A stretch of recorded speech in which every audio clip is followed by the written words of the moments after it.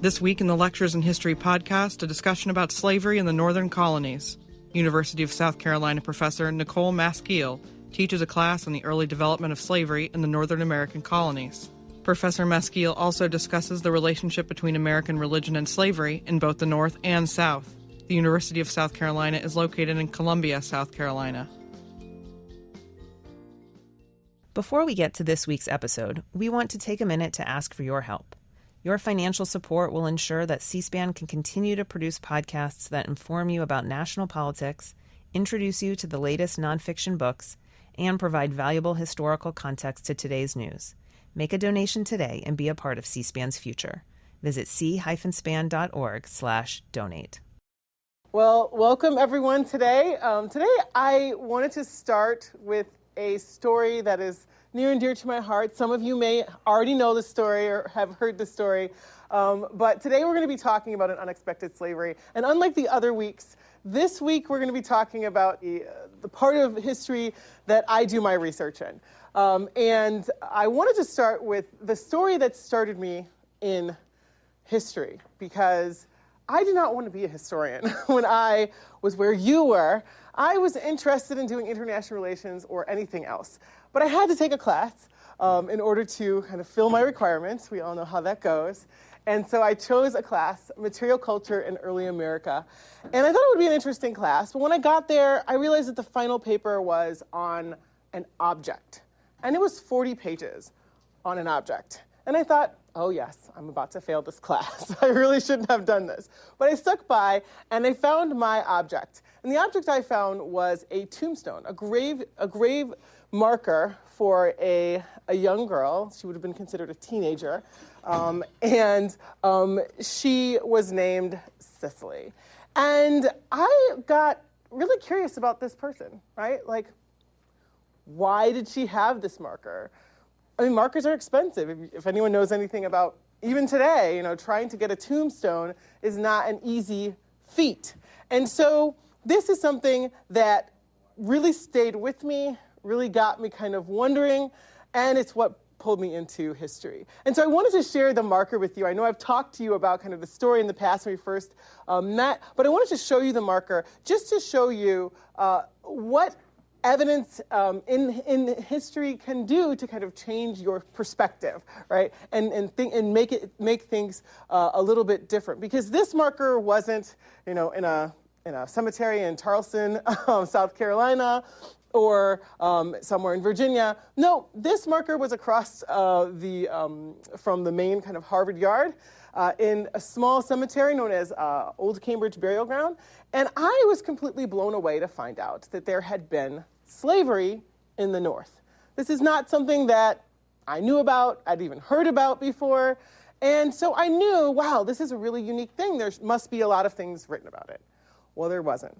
And I suppose that was good for me for the future, because I was able to be the one to write about it. But today we're going to be looking at slavery in this unexpected place. And how on earth did we get, did enslavement occur in the northern colonies, what we consider to be the northern colonies? Okay. So we want to start at the beginning. And the beginning is a moment that we've talked about before, right? The entwining of indigenous slavery. We talked about that when we looked at the history of the Indian slave trade, right? The Tuscarora War. But much like in that instance, in this instance, there was an entwining between the moment of African and Native enslavement. Now, the first reference to African slavery in at least in Massachusetts, in New England, was in reference to the Pequot War in 1637. So really early in the 17th century, you're seeing the first reference to this entwining. And this war was centered around the Pequot Indians in Connecticut, and they'd been encroached by European settlements that were coming into the region. And they struck back, right? They struck back. And they struck back at a town called Weatherfield, Connecticut. A few months after that, the Massachusetts and Connecticut militias kind of joined forces in order to retaliate, and the retaliation really came through to the village of Mystic, Connecticut, and it was a slaughter. After this kind of ambush in Mystic, Connecticut, the women and children were enslaved in New England. So you get refugees, right, from what happened in Mystic, being kind of fanned out as enslaved people across New England. But the men and boys who were considered to be threatening, right, if they were to stay in the region, they might be able to amass and kind of regroup and attack again. They were actually traded down to the Caribbean, down to into the slave markets of the Caribbean. And they were actually put on a ship. The name of the ship was the ship Desire. And they were sent down a ship that had been built in New England. It was built with New England timber. And this ship was sent down to the Caribbean. And they were sold, the men and boys were sold in exchange for African enslaved people, right? And so those people would then go on the ship Desire and come back up to Massachusetts. And this was a very important moment in history because this was the first time that enslaved African people were sold in New England. And this was in 1638. So remember we talked about kind of all of these dates, right? 1619, 1627 with New York, and now 1638 here with the Desire. Now, this becomes the policy. This becomes something that people are looking to do. They start to see how this is a way to both dispossess indigenous people of their homelands, right, and also make some money, and be kind of a lasting way to claim the land. And so I want to talk a little bit about how they did this, right? So this is an idea that people start to think, that the European colonists start to think is a good policy, and so they decide to start doing this in subsequent wars. In fact, in 1646, and 1946, this was long over, thank goodness, but in 1646, it was just beginning, it becomes the official policy in New England. And in fact, Massachusetts, not South Carolina, not North Carolina, not Virginia, Massachusetts was the first colony to set up the first legal precedent around slavery in the North, in the English North American colonies. And that precedent was adopted in a document known as the Body of Liberties in 1641. And this Body of Liberties established the legality of slavery. And the way that they established this legality of slavery was for those people, quote, taken in just wars, or those and such strangers as do willingly sell themselves or are sold to us. Now remember, when we looked at the laws, the early laws in Virginia, that you have this kind of language that isn't as defined, right? So you can see that they're trying to keep some flexibility in case they need to change how they're going to be doing this. Now, when two Massachusetts slave merchants joined with London slave raiders in a massacre of an African village in 1645, the colonial government registered its indignation, right? They were like, this is man-stealing. So you can still see there's some debate as to the morality of what is happening. And this, of course, coming down from a religious government, right? We talked about this is a theocracy. And they said these people were guilty of the biblical crime of man-stealing. It didn't help that this also happened on a Sunday, on what they considered to be the Sabbath. So this you can see a little bit of kind of pushback. But besides this kind of legal moment when they were accused of man-stealing, this was not something that became a problem as the decades went on. And so we're talking about New England, we're talking about Massachusetts, and of course, what's the first thing that you think about when the first thing that you associate with Massachusetts in the 17th century? Any ideas? Yes. The Puritans, right? And the events around the Puritans. Yes. The Salem witch trials. Right. Salem, right? The Salem witch trials. If you've ever seen anything on kind of popular shows, there's so many shows now about Salem, some more historically accurate than others, but usually it involves, what happened in Salem, which of course a lot of people were executed, but a lot of times people talk about being burnt at the stake. I even watched just recently, Trevor Noah was talking about they burning people at the stake in Salem. This is actually a very common misconception. No one was actually burned at the stake in Salem. And it can be forgiven because there were the great witch hunts in Europe where lots of people were burned at the stake. So people are kind of collapsing that. But nobody was burned at the stake in Salem. However, I do want to talk about the specter of burning at the stake and how it connects to this moment. Because this punishment did happen in colonial America, right? Didn't happen in Salem, but it was used in colonial America. But in America, something kind of interesting happened. In this context, it became almost exclusively racialized. As I mentioned before, in Europe, this was not the case, right? This was not the case. You're getting people being burnt at the stake for crimes like witchcraft. And we'll be talking about that later on when we talk about the history of religious wars. But in colonial America, this becomes a method of a racialized punishment. In 1681, a Boston jury indicted a woman named Maria of arson, and she was sentenced to be burned at the stake in Boston Common. In fact, this was such a spectacle that Cotton Mather, his father Increase, noted that Maria was actually the first person executed in this way in 1681.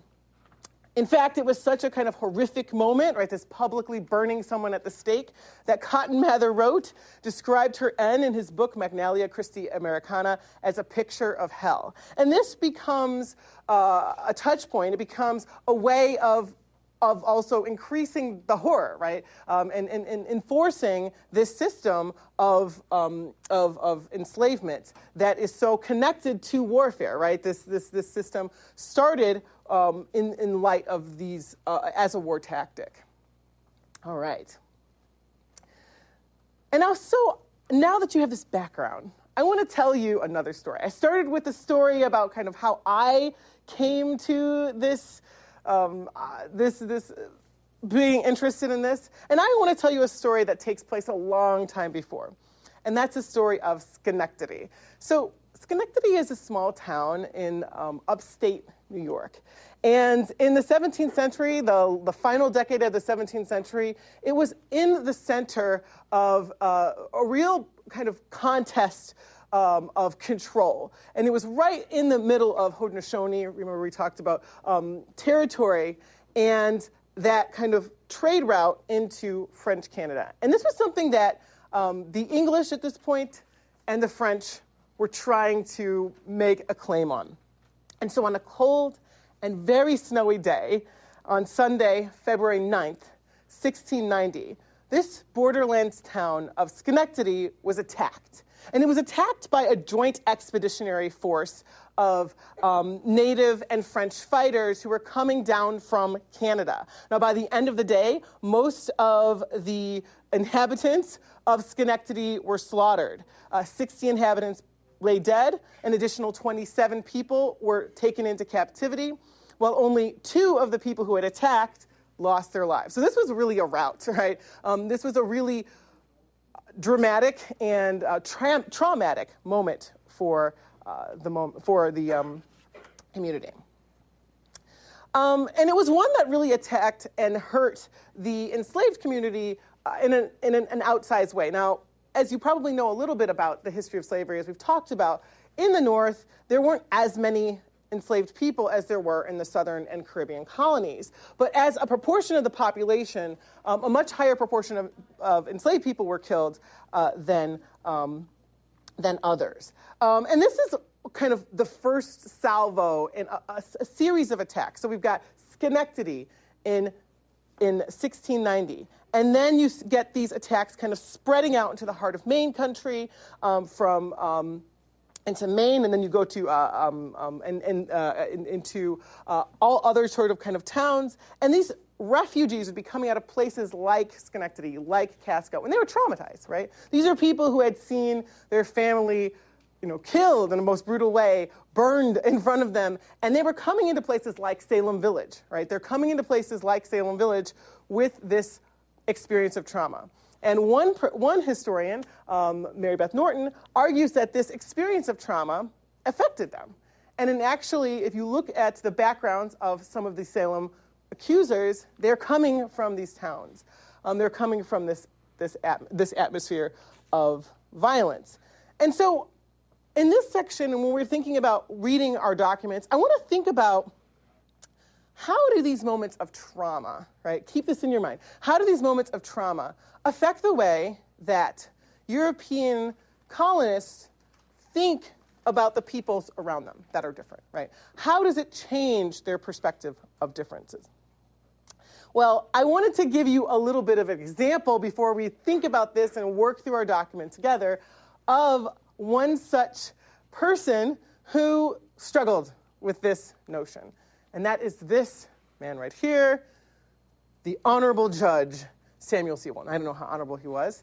The most famous thing he's known for is being one of the witchcraft judges, right?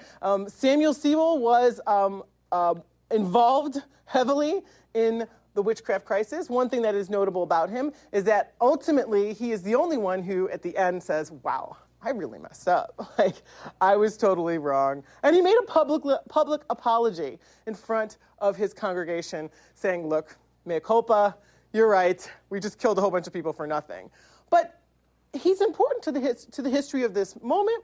Also, he's important to the history of slavery because Samuel Sewall wrote what is considered to be one of the first anti-slavery tracts, The Selling of Joseph, which you had to read a portion of today, and we're going to be talking about later on.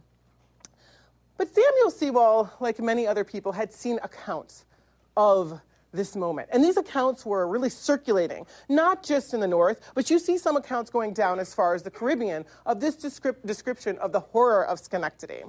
And in some of the accounts, they're like, hey, look, we could have attacked back if the watchmen hadn't been spied by some people because they were going out to look for runaways. So you can see that the presence of slavery changed, right, what was possible in terms of defense, or at least in this rendering it did. But you see this not just in that kind of popular rendering, you also see it in Samuel Sewall's own kind of fears for his own communities. He writes about Schenectady. He spends a lot of time in his diary basically in graphic detail talking about what happened to women and children. And then literally the next sentence, he starts to think about his own community in Barnstable. He's like, there was an attack close to where I live, and they couldn't find the bodies. And the fear is that they were murdered by a free Negro and Indians. And you can see here the juxtaposition of this fear, right? A fear of the other that is coming out of this moment of attack. And this is something I want to keep you, because when we're thinking about, a lot of times we think about these coming fully formed, right? People came and they had these ideas. And certainly they inherited ideas of difference, right, from their cultures and societies. But I really want to stress how these were created, right, out of moments as well, out of moments of warfare and out of moments of violence and fear as well. Okay.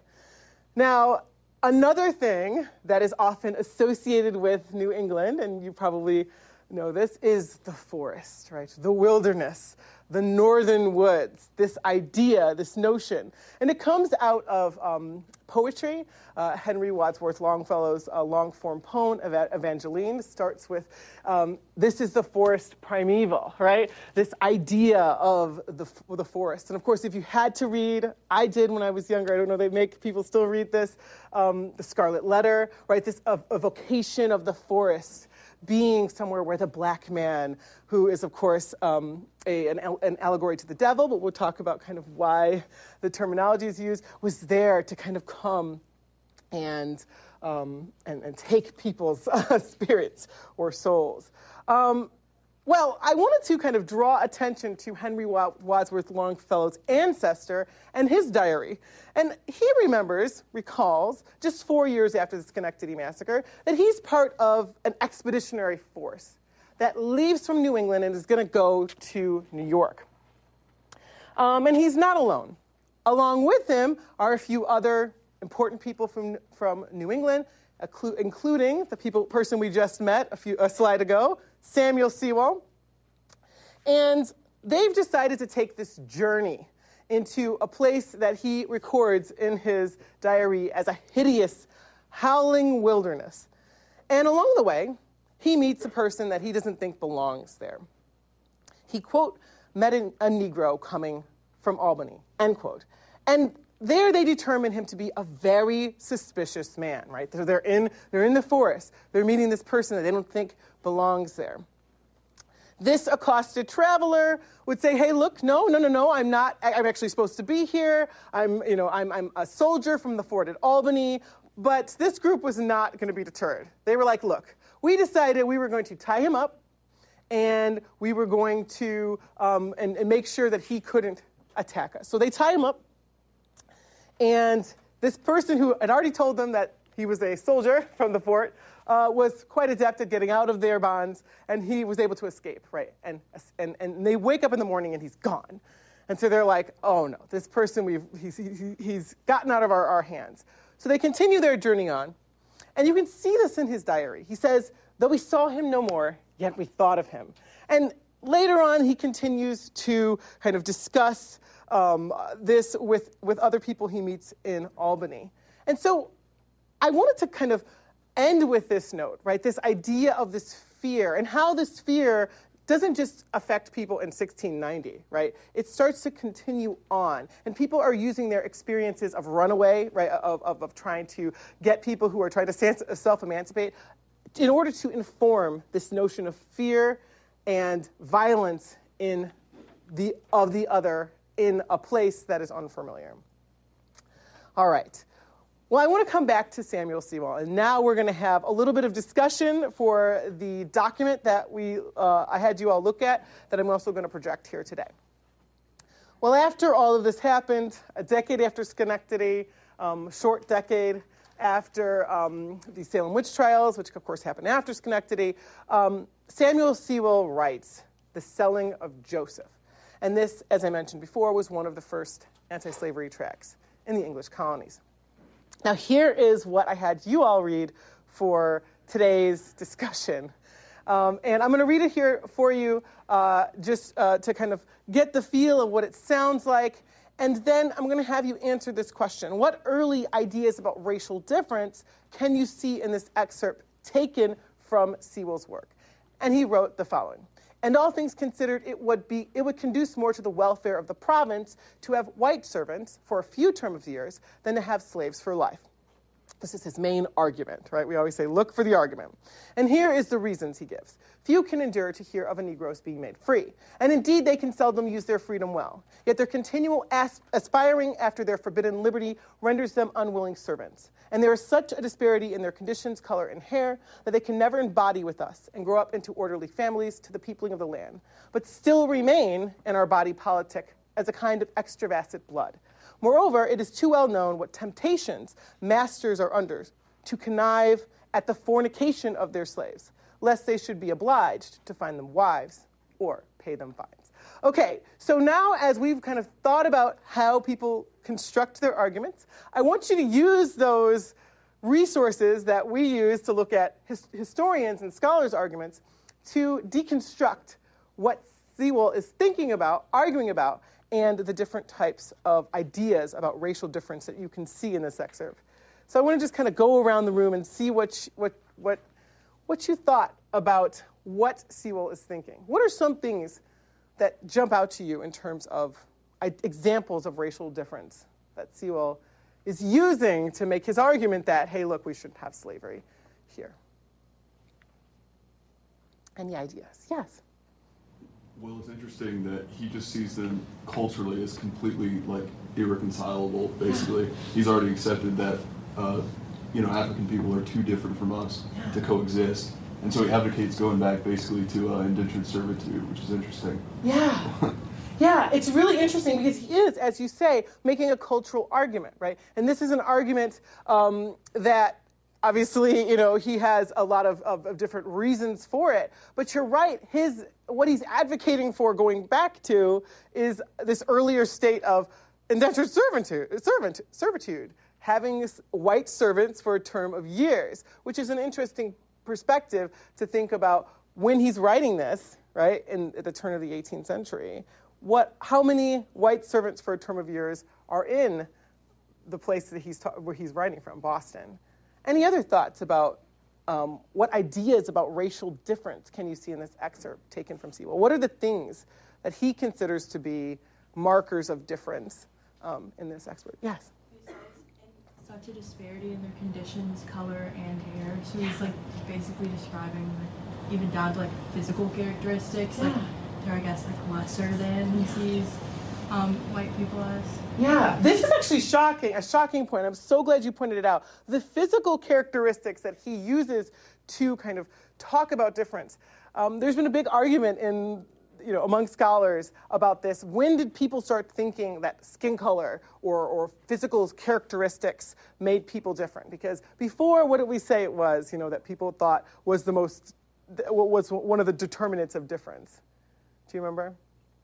Not physical conditions, though he does talk about conditions. But it really was a religious difference was the main show. And in fact, you see that in the laws of Virginia, right? Where the fact that people are non-Christian is really important. But you're starting to see the creep, right? Into something that's kind of what we would consider to be kind of a more modern notion of difference, which resides in the body, right? This idea that that physical difference, kind of that you can use science, right, to a certain extent, or a physical manipulation of the body in order to inherently determine difference. Now, you won't be surprised to know that people like Sewell, he wasn't just a judge. He was also a lay scientist. And so they were also kind of involved in kind of trying to think about these early, what is known as taxonomies of difference. Anything else people have thought about this? Yes? I think it's interesting, later on in that sentence that he says they grow up into orderly families. Yes. He's going at their behavior and saying that they can't grow up and be orderly members of society. Yeah. I really like this point, and I'm so glad you pointed it out, because this notion of orderly families is absolutely crucial, right, to Sewell's argument. He is making an argument about how society is run and how it's continuing, and it is in this notion of orderly families, right? This idea of families, and he's saying that they can't, right? What would be the opposite? They'd have disorderly families, just like you said. I really like this point. What I was going to say is that I think even though this is an anti-slavery tract, there's a lot of juxtaposition within the document, because he says, okay, well, we're not fond of this type of slavery, however, they're still less than us. Yes. So that's an important note. Like he said, we're not going to do this, but there's still less. So I think that continued the perpetuation of it within society, and those attitudes that they believe that the white race was superior. So I think that is important. Yeah, I think this is such a good point as well. And this point, and I don't know if you could hear it, but I'm going to repeat it again. The point was that this might be an anti-slavery tract, right?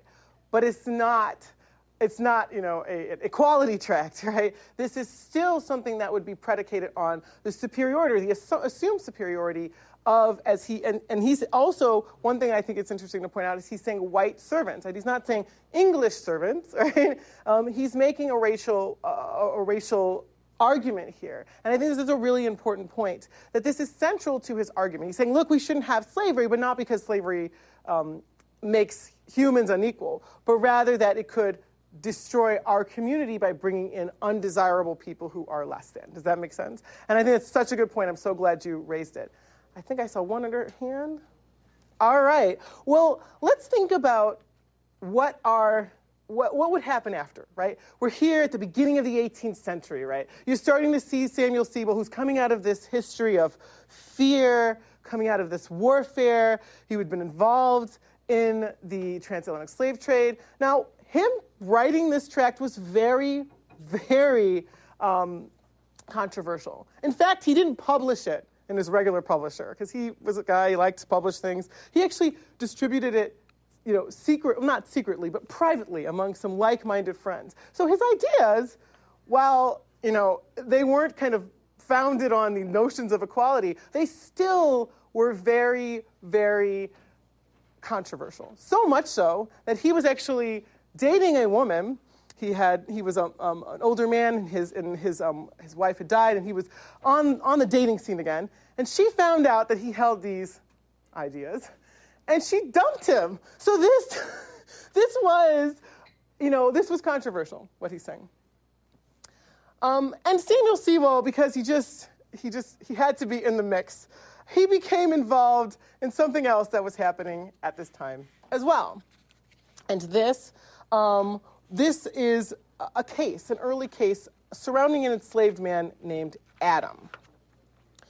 Now, Adam was a man who was enslaved by another judge, another jurist, a man who's actually also known as one of the earliest examples of American poetry. And Adam was promised by Judge Saffin that if he toiled on Saffin's farm in Bristol in 1694, if he toiled for a few years, then Saffin would, eventually give him his freedom. And so he's like, sure, I'll go out, I'm working. And so he kept waiting. He kept waiting. He kept waiting, and Saffin's like not giving him his freedom. So Adam's like, well, we had this agreement, so bye. So he decides to self-emancipate. He brought the documentation. Always keep the receipts. He brought the documentation where Saffin had promised, and he sued Saffin for his freedom. He's like, okay, I've done the time. Now give me my freedom. Now, Adam ultimately did win his freedom, but the case was really hard fought. So Adam's case was heard several times.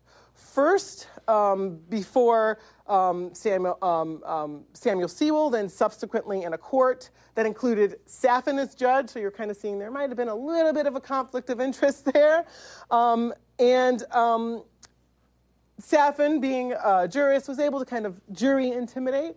So he kind of got a jury that was a little bit more favorable to him. But Sewell was convinced by Adam's evidence. He's like, look, you had this agreement with this guy, and you have to stand by your agreement. And this was right around the time that he published this work that was anti-slavery. But the proceedings actually continued on for many, many years until 1703, the Superior Court in Massachusetts ruled in Adam's favor. But Saffin was not happy. Saffin was really, really angry. And so, being gifted with words, he decides to publish the following diatribe against Sewell in verse, and I'm going to read it. Cowardly and cruel are those blacks innate, prone to revenge of inveterate hate. He that expies them he that exasperates them soon espies mischief and murder in their eyes. Libidinous, deceitful, false, and rude, the spume issue of ingratitude. The premises considered, all may tell how near good Joseph they are parallel. So one thing I think is interesting, and this is something that other historians have looked at, historian Vernon Jordan points to Saffin's answer as kind of the first kind of pro-slavery articulation. You start to see this in the 19th century in the wake of the sectional crisis. As we go closer, people are starting to kind of make kind of arguments why slavery is a good thing. But people have argued, Dr. Jordan has argued that this is actually the first articulation of that. But one thing I wanted to note, and the reason I read it out to you, even though it was kind of not the nicest thing a person could say, is to show how similar the two men think about the problem, right? They're on opposite sides of the argument, but they are kind of in agreement in terms of difference based on kind of racial characteristics. Does that make sense? All right. Now, I want to talk a little bit about this whole kind of what it looked like in the 18th century, right? We've gone from the 17th century, where we've got slavery in this very unexpected place, right? The North. How do we get there? We talked about the consideration of indigenous warfare, how indigenous peoples were being traded for African peoples, and then how this is also happening in an environment of continual warfare, and how these notions are being braided in to this borderland violence. But by the time of the 18th century, you're starting to see this conditions change a bit. And enslaved people are being concentrated among the wealthiest families in New England. And, these are names that you might have heard of, right? We talked about Sewell, but the Mathers, right? The Winthrops. Here, I show this picture here. This John Winthrop, as we talked about before, if you remember the sermon, The City on a Hill, right? He's descended from him. And Cornelius Waldo, if you've ever read Ralph Waldo Emerson, was a slave merchant on a large scale. So by the time of the 18th century, these people whose ancestors were kind of involved in thinking this up, they are already kind of in the swing of things, right? These are true people who are involved and embedded in the slave trade. In fact, Ralph Waldo Emerson's ancestor, Cornelius Waldo, had a slave ship that he named Africa that plied the Middle Passage, packed with 200 African people at the time, and you're using this tight packing method. You've probably seen the pictures of the slave ships that became kind of prevalent during the mid-18th century, of kind of bodies of people packed in those ships. That is the kind of method that was used. And in fact, some historians have argued that northern slave traders actually preferred this packing method because it would lower costs. So the more people you can get into the boat, even though it's much more deadly for the human beings, then the more quote-unquote profit can be made on the market. Even more kind of dreadful about this is they were preferring younger captive people from the Caribbean. So they're looking for people who are young because of the mortality involved in this. I also want to show you the population growth here. In 1676, right, where we started at the beginning of this period, you get less than 200 people who are enslaved. By the 18th century, you have 550 people enslaved, and by 1715, of course, right around Cicely's life, you have 2,000 people enslaved. Now, these are growth numbers, but if you remember when I looked at the population number for Virginia, this is not, it doesn't compare in terms of numbers. But in terms of percentage of the population, we have to look at where they're concentrated.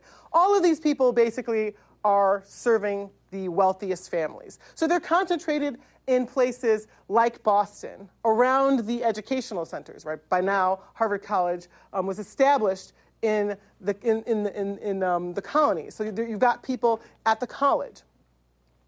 And even though Massachusetts has this Puritan reputation, right? It was a theocracy. We talked about that. Many New England enslavers were really not interested in baptizing their enslaved people. They were really reluctant to do so. And can anyone think of the reason they would be reluctant to do this? Yeah. Prior religious arguments that acted as deterrents. Yeah, right? There was still debate and worry that having a Christian person and then keeping them in slavery was wrong, morally wrong, right? People start to kind of engage with these arguments and say, well, no, you can have a Christian slave. And in fact, one of those people was Cotton Mather. Remember, we encountered him, and we will encounter him again when we talk about the witch trials. Earlier, when he's saying, ha, those Jamaicans got what they deserved, right? The Port Royal earthquake was God's judgment. Well, he decided to wade into the foray of talking about anti-slavery as well. And in 1706, he publishes his tract, The Negro Christianized, which included a catechism for slave conversion. He was like, no, there's no problem here. If we just basically convert people, then it's going to be all right. In fact, 6 months after publishing this tract, The Negro Christianized, he was given a Coromantee man who hailed from Africa's Gold Coast. He was literally given this as a gift by his congregants, right? So they're like, what does pastor need? What do you get the pastor that has everything? I know, an enslaved person. So they bring him, they present him, this man, and he puts upon him, and it's literally in his diary like this, he puts upon him the name of Onesimus. Now, I don't know how much people might know about the history, the biblical history of this name, but does anyone have an idea of why Mather might have chosen the name Onesimus to give to this person who'd been presented to him as a gift? Well, I'll tell you.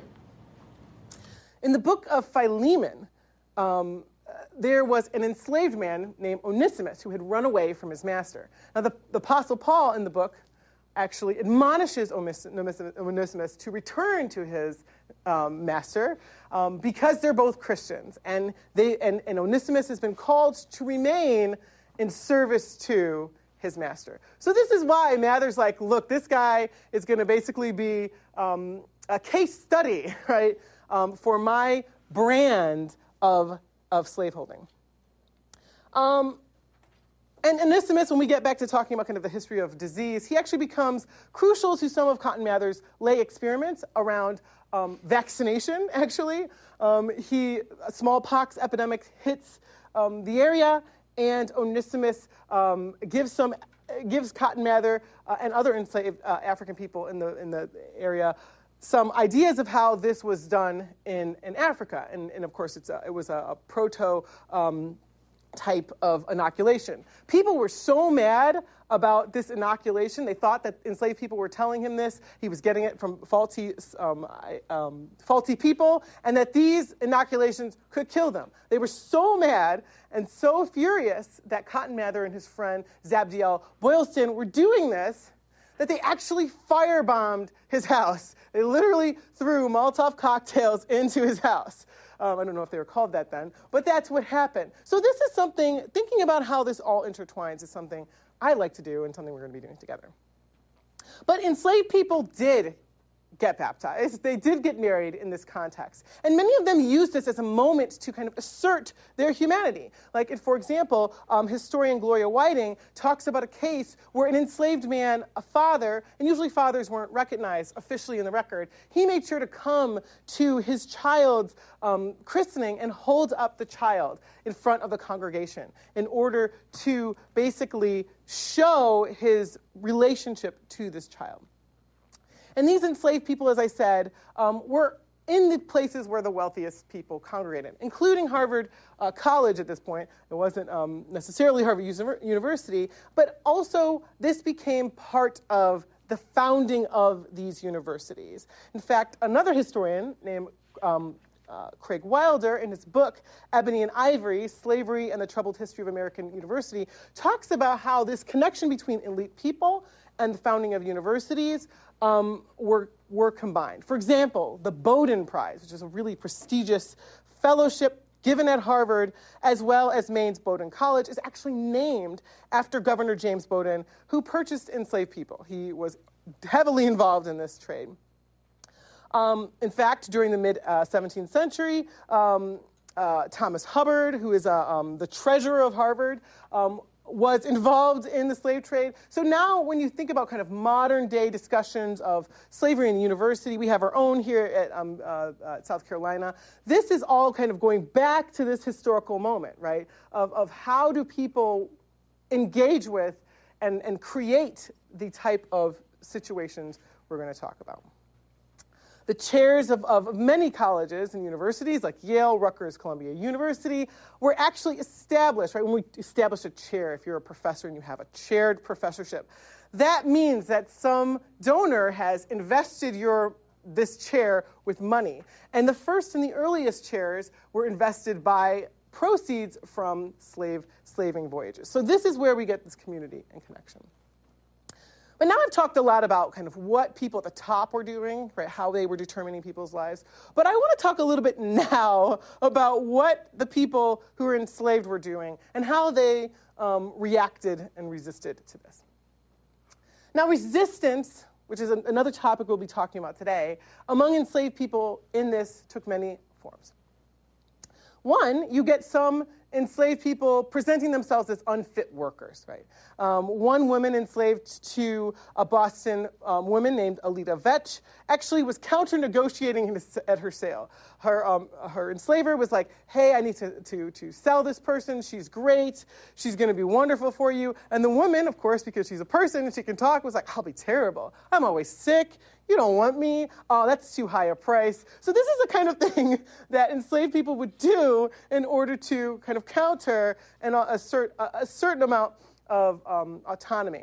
Now, you do see some people physically resisting, right? Attacking. Arson was something that was used across New England and across really the Atlantic world. And in fact, in September of 1745, a news story filtered in the newspapers of the time of a woman who was killed by a blow to the head with a hatchet by the man that she enslaved. So this was a very dangerous endeavor indeed.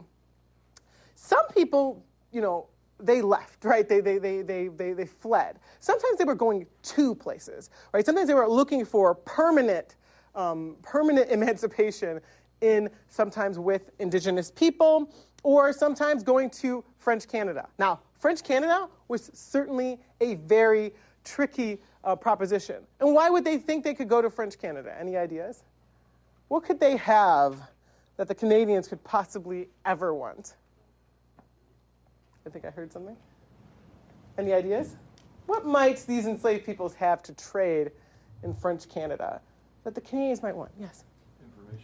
Information, right? You are there at the highest levels of, the governmental and political rulers of the English colonies, and you know what they are planning. This was such a fear that in New York, in upstate New York, an enslaver named Robert Livingston, who was also part of the legislature, actually helped to pass a law that prescribed death to any enslaved person who'd run away who was found 40 miles north of Albany, because they knew that that's where they were going. And in fact, his enslaved people did then later on escape, and they made it all the way to French Canada. They took refuge with the governor of Montreal, and they were passing information. This is what enslaved people had. They had information. And this becomes very important when we think about the run-up to the American Revolution and how enslaved people become part of the espionage network that is established in the colonies. So we're going to be thinking about that as well. Now, other enslaved people really aren't thinking about leaving forever. We have to think of people, we're going to run away to freedom, and freedom is a place, right, where people can never get you back into slavery. But many enslaved peoples, in fact, were just trying to get some time off, right? They would be trying to go back to their families, or they'd be hiding out with a local free black family just for a little bit so they could just get some time off.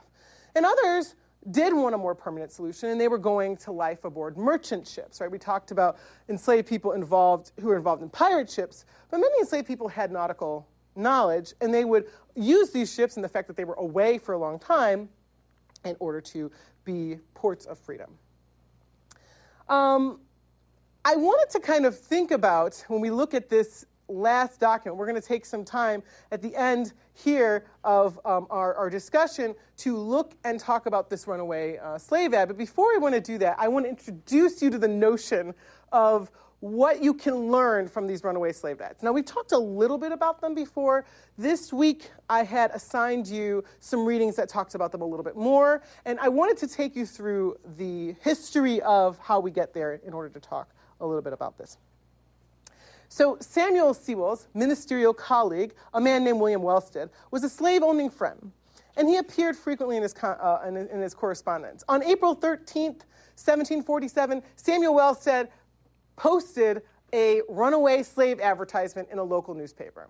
Now, this is a way that people in the community would be put on alert to look for these enslaved people. And if you see them, then send them back. And you see it for all sorts of things. There was one that I found that was so funny. This person had run away, and the slave advertisement said, I know that this person is teaching your children music, but don't harbor him because I need him back. So enslaved people were using their skills in order to negotiate the terms of their lives. And this this advertisement by Reverend Wellstead that was posted on the Boston Evening Post said the following. I'm going to read it for you, and then I'm going to read through it, and then I will have you all do the same thing with the advertisement I've given you to read here in class. And he says the following. A Negro fellow named Moses, 24 years of age, servant to the Reverend Mr. Wellstead, left his master's house last Friday evening. So it hasn't been that long, right? Look at the timing there. And is supposed to be concealed on board some vessel.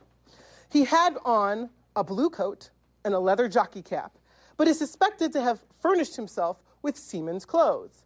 All masters of vessels and others are cautioned against carrying him off, and if any person will give information where he may be found, they shall receive £5 old tenor reward. I want to point some things out and how to read these types of advertisements.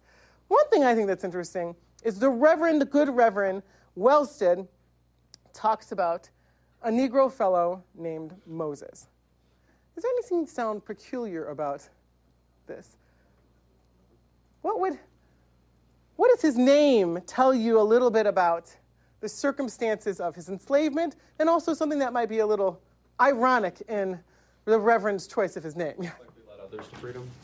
Right, okay? So he's evoking this biblical character, Moses, who literally was a slave, who then led others to freedom, right? So obviously the Reverend must have thought, well, this will be an interesting and ironic thing to name this person. I wonder when he posted this advertisement, whether he thought that the irony was on him, when he, like Pharaoh of old, was also pursuing Moses to the water's edge. So this kind of acknowledgement and thinking about the ways that you can use these advertisements or something else.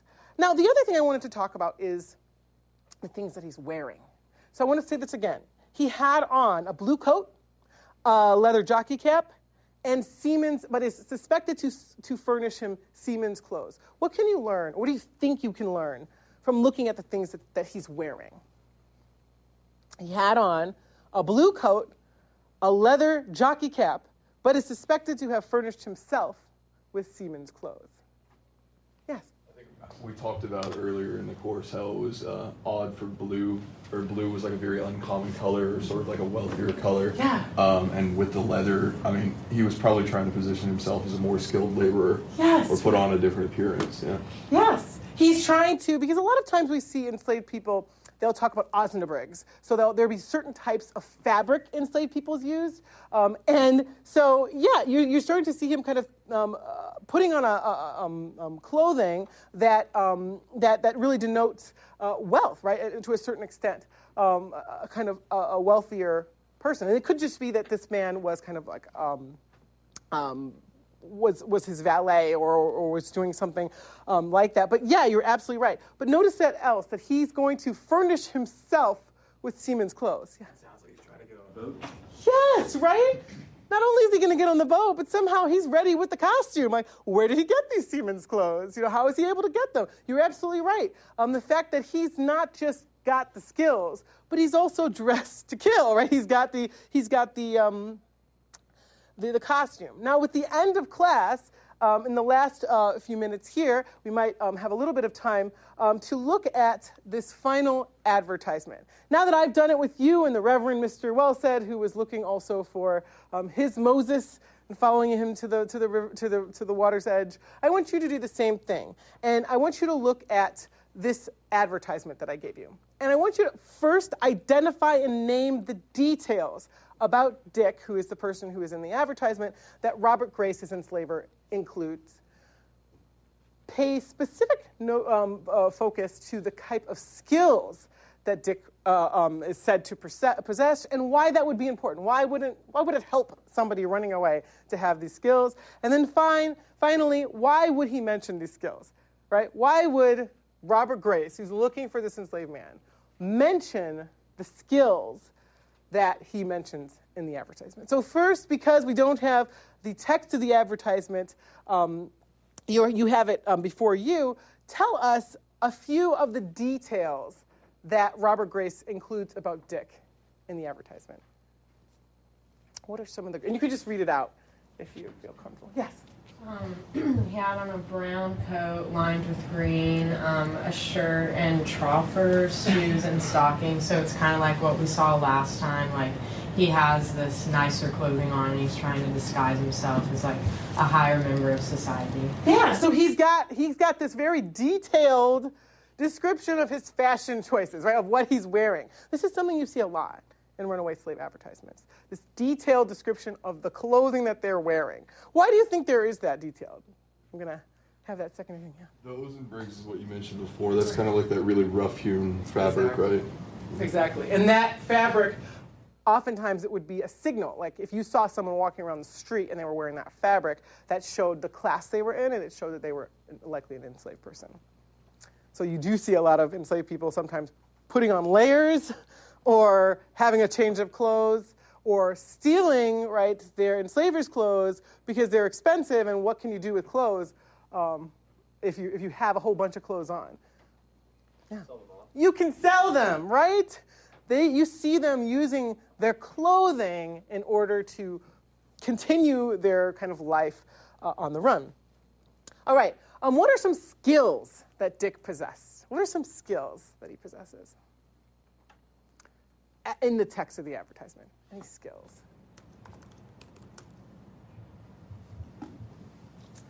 Yeah. The only thing I really noticed was the phrase preaching Dick. Yes! So I'm imagining that he's at least well at speaking, but probably literate too. Yes, right. This is a preacher. This is very, very kind of, this is a characteristic that Robert Grace thought was rare enough that he was like, this man, you find him, this is what he'll be doing. He likely had literacy skills, right? He might have even been able to write, though he doesn't talk about that. But this man is using his religious ability, right, or at least Robert Grace believes he might use it in order to continue to run away. Now I have this question that's a follow-up question here.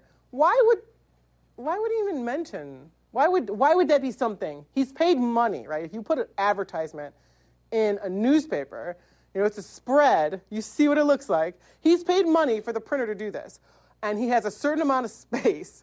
Why is he putting that he's a preaching? Like, why is he taking? I mean, not even just that. The words are slanted, right? This is something that he wants people to see.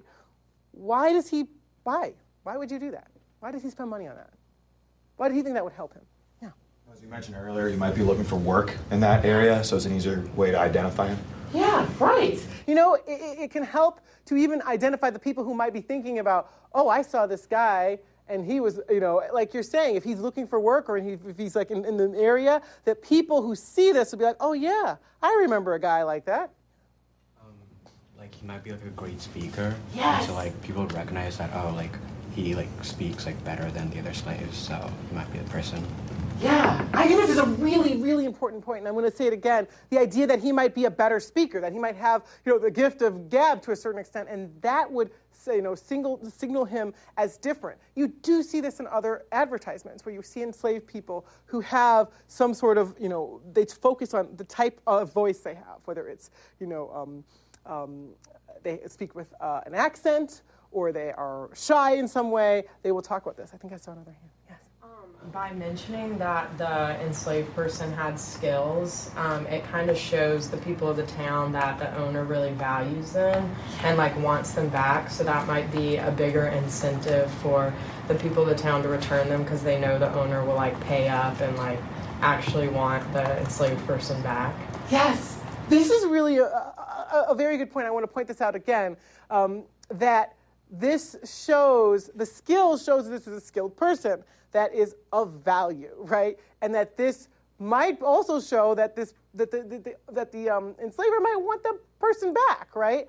It's also, if the person comes back, that doesn't necessarily mean that the enslaver would keep them. But they're saving money, right? They know that if they've decided to then sell the person, they say, well, this person's not bad. I've already told the community that this person is a valuable person, So it is kind of doing double duty.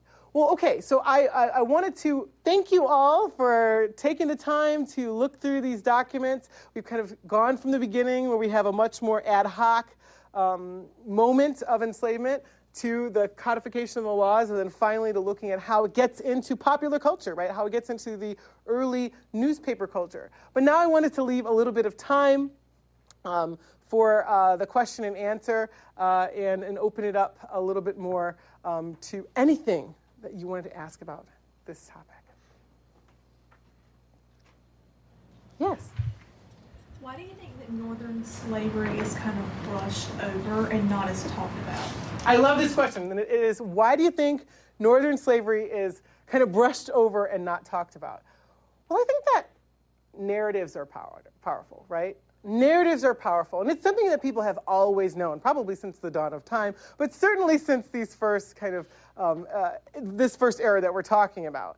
And this became the main kind of discussion, right around the debates about as the sectional crisis started to come up. So obviously everyone knew that before the American Revolution, obviously they knew that the northern colonies had slaves because they still did, right? They didn't start emancipating people until, in a large way, until after the American Revolution with Massachusetts, and then ultimately later on with Delaware being the last, right, in 1860s. But there became kind of a narrative that, you know, the southern colonies, right, the southern states at that point were the place with slavery. And this narrative was about, you know, the sectional divide and keeping, right, the balance between slave and free. So you have slave states coming in, and then you have a free state coming in, you know, that whole territory dispute.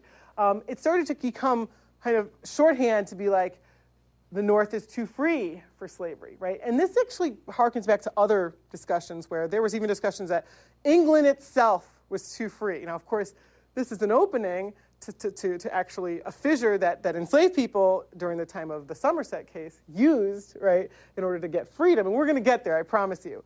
But to your actual point, yeah, I think that this was a narrative that started up in the 19th century in order to kind of basically make this case for a free North. But notice, we talked about Samuel Sewall's argument, right? His freedom wasn't about the North is too equal, okay? We can't have slavery because people have to all be equal. No. His freedom was about we need to get rid of these different people and then have a society that is more kind of that is only white, right? This idea of kind of making a place for segregation, really, rather than predicating it on any type of integration or community. Any other questions? Yes. Can you elaborate more on kind of what you were talking about earlier about how racial fears of the time kind of intersected with the mass hysteria that led to the witch trials and the general paranoia of New England? Yeah. You know, it's interesting because this is not something that people think about being part of the narrative. I mean, people think about, obviously, the kind of fear of women, the fear of kind of this magic and what this comes through. But at the beginning of the witch trials, and we're going to talk a little bit more about the witch trials in a few weeks, before I tell the story, does anyone know kind of what event supposedly kicked off the hysteria around the witchcraft? Anyone know anything from kind of if you've ever watched The Crucible or anything like that? Was it the enslaved person Tabitha? Yes, exactly. Tituba, who was the enslaved, that was very close. Tituba, who was enslaved to the Reverend Samuel Parrish, was the first person who she had, according to the accounts, had basically induced the girls to do these kinds of rituals that weren't fully, Puritan, right? And so, for a long time, people thought, or Tituba was associated with this Barbadian woman. We'll talk about this. This woman that Samuel Parrish had brought back from Barbados, an African woman who then did this. Well, we know that that is not the case because the actual text of the trial says Tituba was an indigenous woman. And she was even married to a man who was known as, who literally has Indian in his name. I think his name was John Indian. And so they were both indigenous people.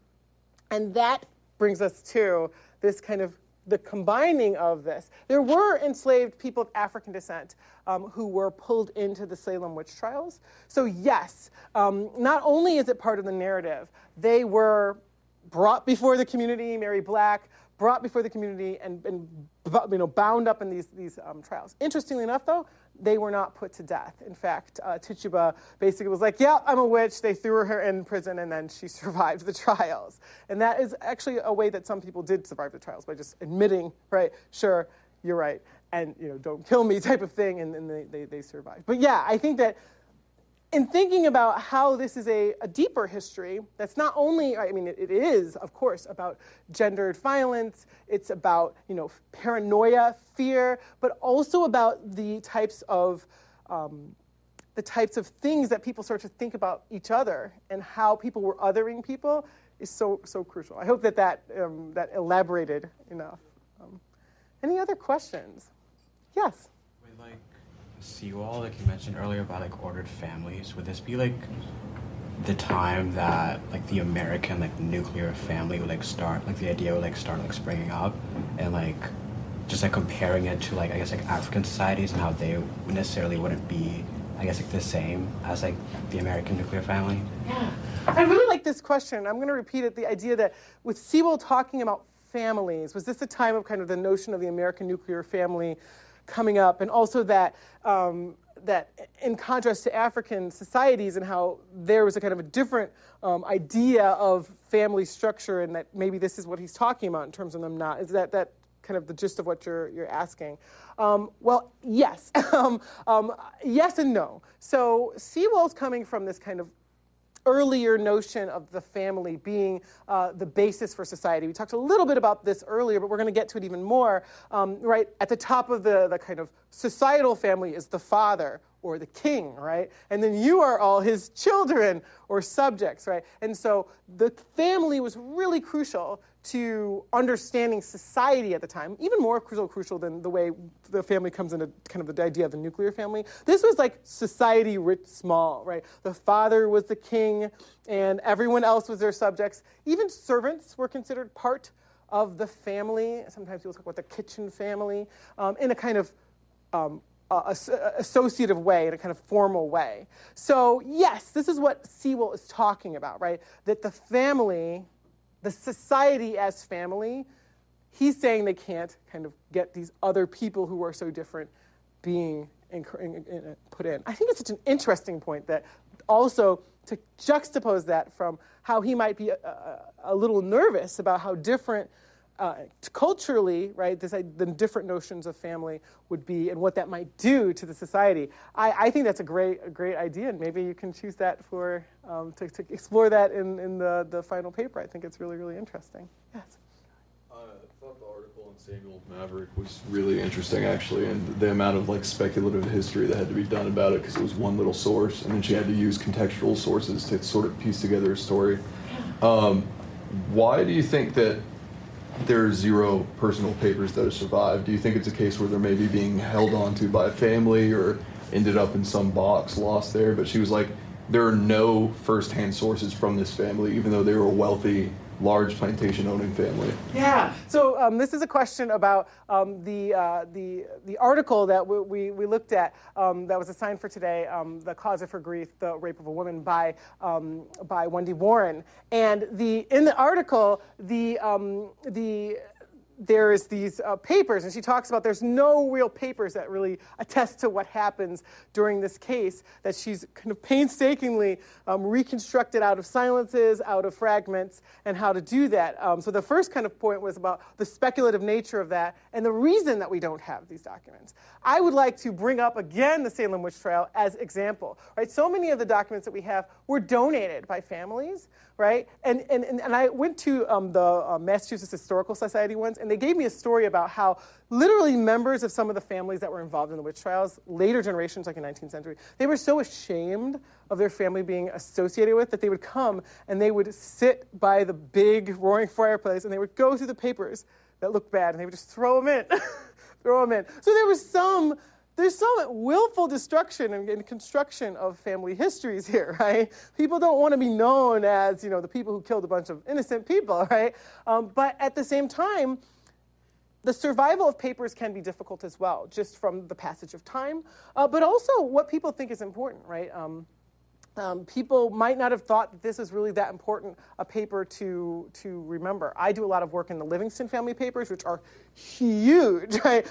They really are enormous. But you see a lot of survival of their account books, and sometimes they'll have some correspondences, and then they'll just disappear. You're like, I want to know what happened. But of course, they weren't interested in what happened. They were interested in keeping the account books, right? They didn't care that you wanted to know what was going on with this and that person's life, right? So it's all about like what people thought was important to save as well. And I think some of it is just time, right? Just the passage of time. We have been losing a lot of documents just from kind of the elements. One of the main repositories I went to, the New York State Archives, had a fire in 1911 that burned the majority of collections. And in fact, the Van Rensselaer family, who had kept their papers for 2 centuries, and were like, maybe the archives and the library would be a safer place. Like, it was like a week before, or very, very soon before, they were like, here, take good care of our papers. And then the archive burned down, right? And the papers survived because they were protected by the English document papers, but they were burned terribly. So I think, we have to take all of that into account in terms of how we get these papers. Any other questions? I see another hand in there. How successful do you think these ads were at capturing the slaves, like the runaway slaves? Because they sound kind of convincing. That doesn't sound like that great, but they're so descriptive of the slaves. I feel like it would be pretty successful. Yeah. How successful were these ads is the question in terms of tracking people down. The only way you can find out is generally kind of trying to follow the trail and see what happened to people in the end. And I've done that for a few. There was one really interesting ad of 2 men who ran away together. One deserted after, I believe it was King William's War, up in Maine, and he deserted with an enslaved man, and they both ran together, and they were actually caught in Charleston, South Carolina. Okay, I've driven to New England recently, and the drive itself is an epic journey. So imagining these 2 people in the 18th century running together is really compelling. But yeah, they were caught again. And you do sometimes see people taking out ads saying, yeah, I caught this person. And that also shows you the reach of these papers, right? They're actually, you'll see also they'll run these ads several times. And sometimes I followed ads that it's been years, and they're like, still looking. So they were fairly successful. It was big business. You see publishers like Benjamin Franklin later on, who was also a Boston native, though he was publishing in Philadelphia. You see them making a lot of money. This is the way they make their money, right? Advertisements. And obviously this isn't the only advertisements in the newspapers. But yeah, they're pretty effective. People are willing to shell out the bucks to put them in there. Any other questions? Yeah. Converted feel about their relationship between their religiosity and their status? Yeah, this is a really, really good question. The question is, how did enslaved people who converted to Christianity feel about the relationship between their Christian, identity and their status as enslaved people? We don't have many documents written firsthand by enslaved people, though we do have some. In fact, one of the earliest poets in the American canon were actually 2 people. One was a woman named Phyllis Wheatley, who was enslaved in Boston, and another was a man named Jupiter Hammond, who was enslaved on Long Island. And people have read their poems, and some people were disturbed by them saying, well, I'm just glad that I had the opportunity to learn about Christ and be Christian. But other people have read their poems and said, they'll say this, and then on the next line they'll say, but can you believe the people, who would be willing to do this? So I think there was a little bit of kind of signifying going on, right? This idea of using the language of Christianity in order to protest, right, the continued enslavement. And so that's the only way we would kind of get to know. But you do see people like Preaching Dick and other people using their skills, using that ability in order to get to freedom. So I do think there was, and also you see it in court cases, where enslaved people are saying, look, we're going to use this as a basis for freedom as well, and equality, not just to be freed from slavery. All right, let me look at Well, we're getting close to the end. I thank you all so much for your attention and for coming today.